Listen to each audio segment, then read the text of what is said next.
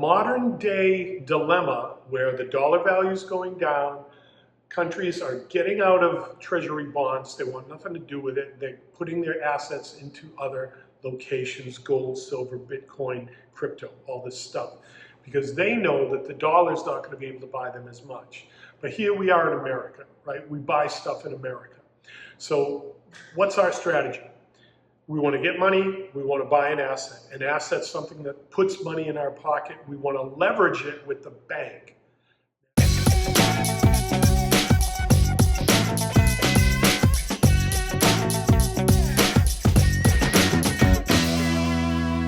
Hey, what's up all of my real estate peeps? This is Brian Lucier with another episode of the Why Not Real Estate Podcast Golden Nugget, where we will take a tip, tactic, or technique and unpack it for you, our real estate investors and rock stars, that you can use this in your utility belt as a real estate investor entrepreneur. And today, I've got something I really want to share with you here. I've been doing a lot of tracking on the different podcasts, specifically Ken McElroy, Tal Yaber, and Robert Kiyosaki. Everybody knows Robert Kiyosaki from Rich Dad, Poor Dad. And then Ken McElroy is one of the Rich Dad advisors. So Robert Kiyosaki makes money, gives it to Ken. Ken buys apartment buildings. And I've been listening to these guys, and there's an event coming up in Dallas at the end of July that I'm going to be at. And after that, I'm going to have a lot more information to share with you. So I have a little bit of an overview of what I've heard recently, and I want to share that with you on today's show. The US dollar has been devalued. Right now, we're seeing a lot of other countries in the world dumping US bonds and going to other types of investments. So the dollar value is getting smaller and smaller and smaller. It's buying less and less and less for the same dollar. And Robert Kiyosaki calls paper money toilet paper. So I'll let you interpret that. I mean, he's a little spicy at times when he talks about things, but he's also a pretty smart guy and worth listening to. So we've got the dollar devalued. We've got countries all over the world dumping US bonds, getting into crypto or silver or gold or other types of things. And real estate is still, what I believe, one of the best asset classes, especially multifamily. So here's the strategy that Robert Kiyosaki unpacked, and then I'll get a little bit into what Tal and Ken were discussing. So Robert Kiyosaki has no interest in accumulating dollars. Like, he doesn't care if he doesn't have money in the bank or anything like that, because everybody knows from reading Rich Dad, Poor Dad, assets put money into your pocket and liabilities take money out of your pocket. So Robert Kiyosaki focuses on assets. What are the assets he's doing today? He's buying gold, he's buying silver, and he's buying Bitcoin. Not for the purpose of having that value in gold, silver, and Bitcoin, but to put one check out there, get a larger check back. So he invests in gold when gold is low. When gold gets high, he'll take the money out of gold and call up Kenny and say, Kenny, what have you got for me? And Kenny will say, well, we're buying this property and this property and this property, and he'll invest it into real estate.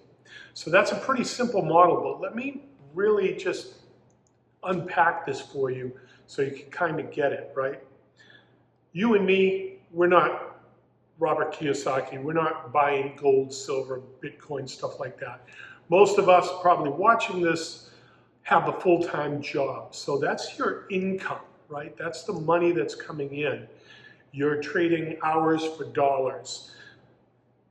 Robert Kiyosaki writes a check. He trades dollars for more dollars. We're trading time for dollars. So that's our equation here in this whole model. So we earn a living, we save money, we take those dollars, and the purpose is not to have a savings, it's to invest. Let that sink in. So we can take our paycheck and we can invest like Robert does in gold, in silver, in Bitcoin, and some of these other cryptocurrencies, things that are pretty much on fire right now. But the goal, again, is not to keep it in there and let it accumulate. We want to move the money. My dad used to tell me a long time ago, if you have a pile of money and money is like manure. If you keep it in a pile, it stinks, but if you spread it around, it grows. So we're going to take that money from our income and we're going to invest it. We're going to take that dollar, invest it to get it to a higher level, take that, invest it to get it to a higher level, and eventually our end goal is to buy real estate, which for me creates wealth. So real estate, a cash flowing property, a property that'll appreciate in value. Let's go a little bit further here. So we're going to take our dollars, however we get our dollars, we're going to invest them to multiply the value of those dollars.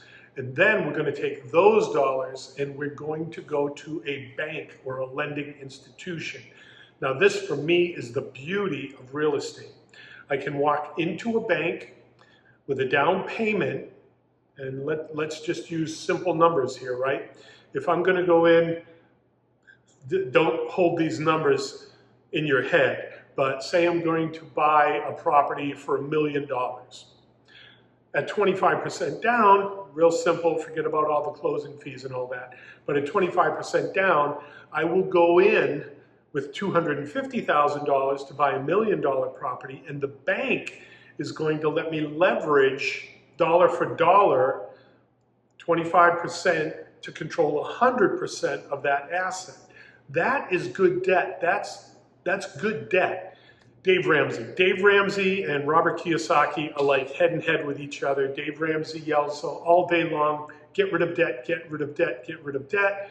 Robert Kiyosaki says, get good debt, get good debt, get good debt, because good debt is buying an asset that puts money in your pocket. So let's go back to this $1 million apartment building that we're going to buy. We can take 25% of that, control 100% of $1 million asset using the bank's leverage and the bank's money.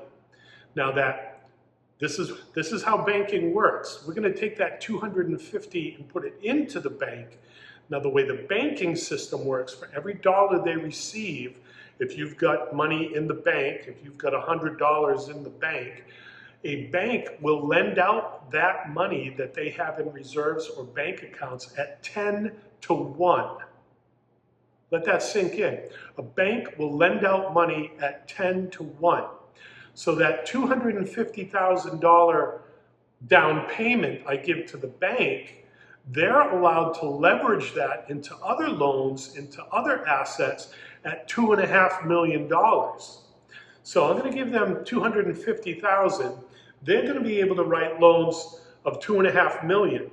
Do you think they're concerned about the $750,000 mortgage they're going to write on the property I'm going to do? Well, maybe, maybe not, right? Chances are they're margined and they're hedged out. Let's see, 250 they're going to be able to loan out. They're still going to have 1.75 million that they can loan out. And every time they loan that out, they're getting more of a deposit in, which means they can 10 times that out on the other side as leverage, as mortgage and loans. So banks, there's a reason they always have the largest, most beautiful buildings in the most expensive cities in the world, right? They're banks, they don't lose money. Well, sometimes. So here we are. We're in a modern day dilemma where the dollar value is going down. Countries are getting out of treasury bonds. They want nothing to do with it. They're putting their assets into other locations, gold, silver, Bitcoin, crypto, all this stuff, because they know that the dollar's not going to be able to buy them as much. But here we are in America, right? We buy stuff in America. So what's our strategy? We want to get money, we want to buy an asset. An asset's something that puts money in our pocket. We want to leverage it with the bank. Now, here's Here's the real golden nugget of this episode. In my past, when markets were great, this is my third time around in market cycles, and in the old days, I was buying properties for like $70,000, $80,000 a door. I had bought 4-unit properties. I was looking at my spreadsheet the other day. I had bought a 4-unit property in 2008 for $42,500. I know, I just heard somebody's jaw hit the table. That's less than $10,000 a unit. Today, in today's market, I'm looking at a deal right now that I'm gonna fly back to the United States, take a look at, do the appraisal and all that. Over $200K a door.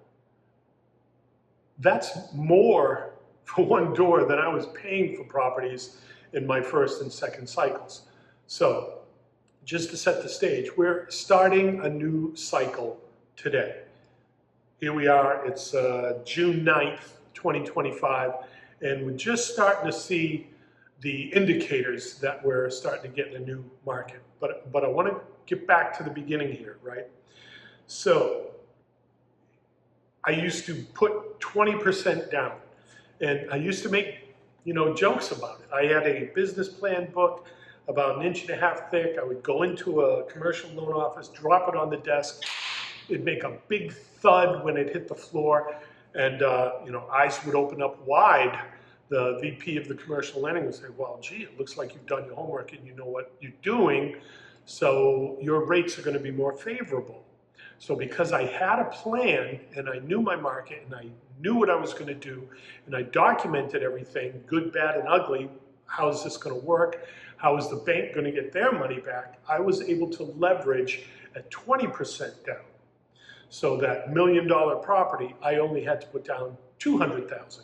So that extra 5% that I didn't have to put down, I used to say, buy 4 properties, get 1 free, because I had a business plan, because I had a plan, I knew what I was doing, and I could go in, leverage the money better, so I had more money left over in my pocket. After 4 deals, I had enough money left over in reserves to actually go buy that 5th property. So those are the good old days. 20-80, right? 20% down, 80% mortgage leverage for the bank. Today, a lot of the analysts, really smart people out there, are saying we're already in a recession. They haven't announced it yet, saying, hey, America's in a recession, but with the dollar being devaluated, it's inevitable. In time, interest rates will have to go back down. And I hear a lot of you multifamily investors out there clapping, saying, yay! But think about it. That might not be the best thing for us. We'll get there in a minute. So right now, the property that I'm going to buy, I got terms at 25-75. I got to put 25% down, 75% down. And I'm thinking, well, gee, it's not the 20-80 I used to get, not as sweet as a deal as I used to get. But think about it now, right? If we're in a recession and the dollar value is plummeting and interest rates are going to go down, then it gets a little ugly here. That means money is not going to be as valuable as it was. So if I'm getting $2,000 a month for rent, that $2,000 is not going to go as far as I need it to go to pay my rising expenses of utilities, taxes, insurance, PITA, all that stuff. So that's not necessarily the best deal going on. And if interest rates are low for me to borrow money, interest rates are going to be low for me to earn returns as well. So, you're on both sides of that. And I coined this phrase, and I love it now. Compound interest is a sword. You're either going to hold the handle or feel the blade. So, which side of that sword do you want to be on? I want to be on the side that's collecting interest, compound interest. So now, Ken McElroy, he was asked, says, well, you're starting to buy again now, Kenny. And Kenny buys these like huge 15, 20, $30 million apartment complexes. And this floored me when I heard it. It's like, wow, that sounds crazy. But hear this out. Ken McElroy is leveraging his properties 40-60. He said some of the bigger ones, he's going 50-50. That means he's coming in with a 50% down payment and doing 50% mortgage. Now, I know a lot of my real estate buddies and multifamily investors are hearing that and saying, no way. Even me, if you would have told me that back when I was only putting 20% down, I said, nah, that's not a good strategy because I could buy and control so much more property. Yes, I could buy and control so much more property. But if those property values drop 20, 30%, which in a recession, and if money is toilet paper, that could happen. I mean, I've lived through a few cycles where I saw rents go down, believe it or not, but rents do go down. We've been lucky enough to see some cycles here where rents have been going up, up, up, up, up, and they're starting to slow down. They're not going up as much as they used to. So back to Ken McElroy and his model there, 40-60. Why? Why does he do that? Because even if the property values shift, he's going to have enough margin with his cash flow coming in where he's going to be fine. Because he put the money down up front, he can live on a smaller cash flow for that property and still make money. If everything stays normal, great. He's a genius because now his cash flow is going to be way higher because his down payment was larger. But if the market turns, and we've got a lot of really smart people saying this is going to happen, then Kenny is going to be buffered if these prices drop 20, 30, 40%. Hey, if they drop 40% and Kenny came in at 50%, he's 10% above and he's above water. He's okay. His cash flow is going to take care of him. So what's the golden nugget here?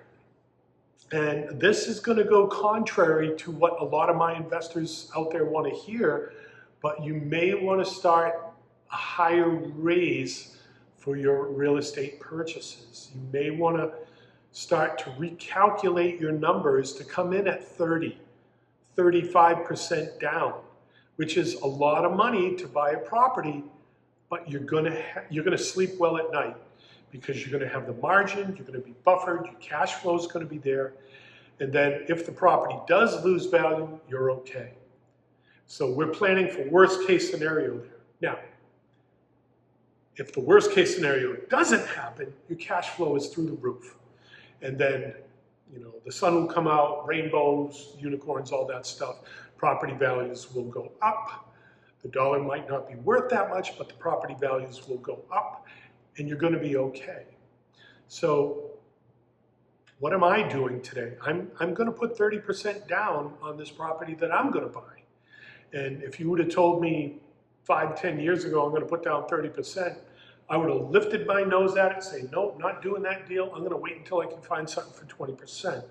So here's the problem. If I do put down 20% or even 25% and property values or rents drop 20, 25, 30%, I'm screwed. I am now at a mortgage that I can't support in a market that won't support the property. And now I'm going to be that next foreclosure that someone like me is going to come in and look for that value add. And sometimes the value add is an investor who bought a property that he can't make work. So let's just wrap this all up here, okay? Dollar value is going down. Countries are running from bonds, investing in other things. Ken McElroy is saying invest in gold, silver, Bitcoin. Or if you're a W-2, W-9 worker, whatever it is, if you have a paycheck coming in, you're going to take that money, you're going to invest and leverage into some of these other vehicles, buy gold, buy silver, buy Bitcoin, get that value up, take the cash off the table and put it into a more solid investment where you can put 25, 30% down, 40% down, to buy an asset class which is going to be protected with the margin that you bought it at, so you can have cash flow for the future and you're going to be okay. So, and the end of all that is you're leveraging the bank's money.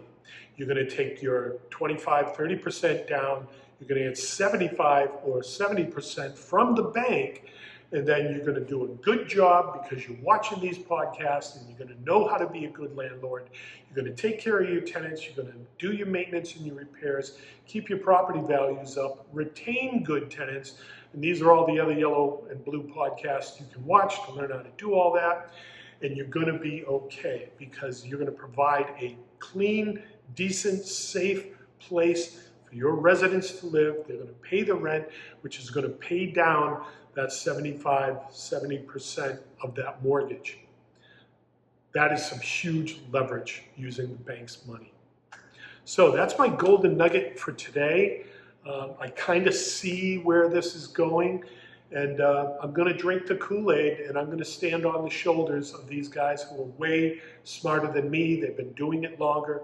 They're buying bigger deals. They're investing larger. And am I Ken McElroy? Not even for a moment. But I can listen to them, and I can learn, and I can follow. And I'm sharing that with you so you can, take what works for you and discard what doesn't work for you. You're going to find your niche, your model in investing that works best for you. And whatever that is, just do it the best that you can and be the best at it that you can be. All right, that's my golden nugget for today. And this is investing smarter, successful investing tips. And for me right now, if I had to wrap it up, I'd say I'd do a larger down payment on a cash flowing property. Again, all the numbers still have to work. All the other things in my buy box have to be there.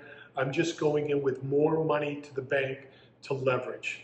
And if this works, and it should because I've got less risk in the deal, then I can go back to that bank again, and back to that bank again, and get the next mortgage, and the next mortgage, and the next mortgage. And if my cash flow is up, and I can pay my investors the money that they should be getting for investing with me, then they will come back to the well where I can give them more opportunities because I'm investing smart. So smarter, successful investing, that's my podcast tip for today. Ladies and gentlemen, all my real estate peeps, my rock stars, entrepreneurs, real estate investors, this is Brian Lucier with the Why Not Real Estate Podcast, Golden Nugget, signing off, and we'll see you on the next one.